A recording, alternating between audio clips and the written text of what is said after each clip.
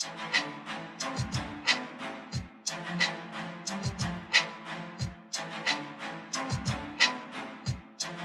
this is Dan Lok, and today I'm going to show you 3 most dangerous techniques in Wing Chun. Now, obviously, Wing Chun, we have so many different techniques and different offensive techniques and defensive techniques. But today I will show you the 3 that I believe are the most dangerous and the most effective. Now, the very first technique is the finger jab. The finger jab. Now, why is the finger jab so dangerous? Let me show you. Now, in terms of when we are in the fighting range, the finger jab is the longest weapon against the nearest target. In Biuji, in Wing Chun, you can see, right? It's a very sneaky attack because we are not jabbing the eyes like this, right? This is not one of those kung fu movies. We're actually coming from underneath.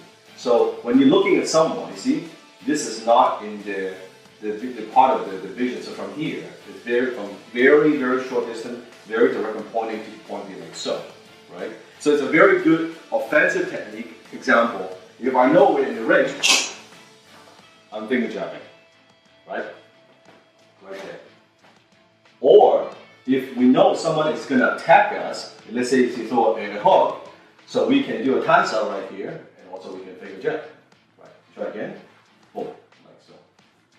Right? So it's a very both offensive and defensive technique. It's very effective. You can jab the eye. You can also jab the throat. Right there. So you can see even let's say Hassan here with a punching hand. Go ahead, just punch me right here, right? So stay there. So from here, now see my face actually barely reaches him because he's got longer arm, right? Longer reach. But look at my finger. If I'm doing a finger jab, you can see that. It gives him that few more inches of advantage. I can hit him before he hits me. So finger jab. Now, unfortunately, a lot of Wing Chun practitioners, they don't practice the finger jab that much. Okay, they always rely on the strict class, which I'll show the strict class in just a moment. But the finger jab, very effective. So how do you practice it? With the Wing Chun stance, you can do it like so, right? And when you're practicing, you can also do it like this, typical Wing Chun stance, right? Like so. And you can just get right there. Right? I'll show you. Right there. Right there. Or could be even from this position, right? Asking hand from here. From here you can see. I'll show you. So it'll be like this. From here, see how it's underneath. So it looks something like this. Gotcha again.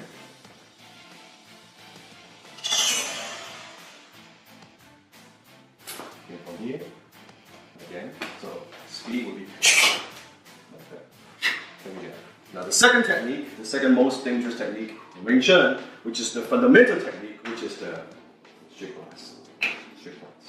Now the strict punch, when you're throwing the punch, make sure this is not boxing. You throw it from the center line, like so, and it's a vertical punch, like so, like a chain punch. Now what makes it dangerous is instead of the beat of, let's say, a boxing, it could be 1, 2, 3, 4. Strict punch in Wing Chun, it's like a machine gun. It's like a machine gun.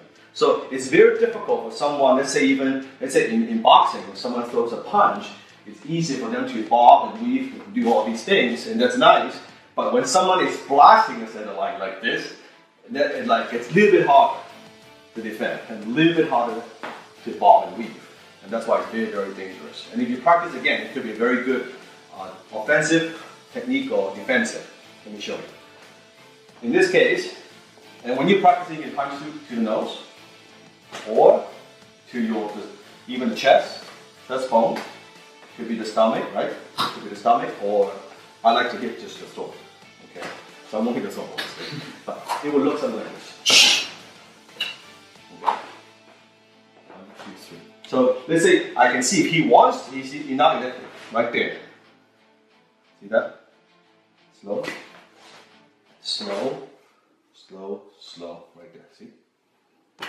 Right? And if it's speed, it would be like that. Now you might say, well, there's no power in that. There's power in that. Okay? And when you're hitting someone on the throat, you don't need a lot of power. You do not need a lot of power. The important thing is Practice, relax. From here again, it could be a typical Wing Chun stance. Just practice strict blast, but learn to move. A lot of times I can see a lot of Wing Chun guys, they practice like this. You don't fight like this. Okay? When you're practicing, make sure you learn, include your footwork, and you move in, you close again. Okay? Now, that's the second technique, strict blast. Third technique, which is a Wing Chun kick, and sometimes, most of the time, they will kick it on either the knees or the shin bone. Okay, you can see a lot in wooden dummy, like these type of techniques. Very, very powerful, very effective. Like so. Just like make sure you bend in. Yeah, boom, like that. So from here, boom, like that, right? Boom, like that. Now, it is not a flick. It's not a flick. It's actually a stomp. It's not, when you're practicing on a partner, yeah, just practice, you don't want to hurt your partner. Just kind of like flick, we know. But in reality, it's more like a storm. Right? You're trying to break the knee, right there, one shot. Now, another thing you could do is, of course, you can also do the finger jab, right? With the strict blast. And then you can also combine some of these techniques together. Or you do the kick first, right? And then you finger jab, and then you can do the strict blast. Those three techniques are very, very effective. So, three most dangerous techniques in Wing Chun: finger jab, strict blast, and the low kick. Practice well, practice often. I'll see you in the next video.